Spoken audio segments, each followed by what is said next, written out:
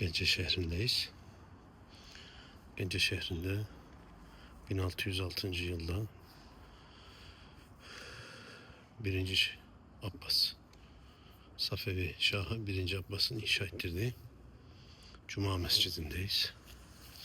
Tek kubbeli Mudurnu'daki Yıldırım Beyazıt Camii benziyor. Geniş bir kubbesi var. Cemaat namazını kılıyor. İbrahim burada. Mescid-i Şah burada. Güzel bir cami.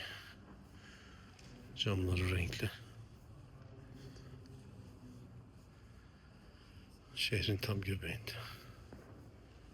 Güzel bir cami. Selamlar olsun. Türkiye'ye, Ankara'ya.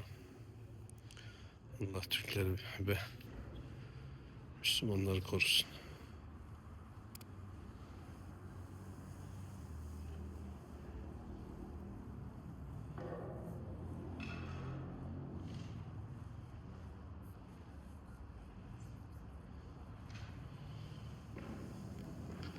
Gence'den selamlar.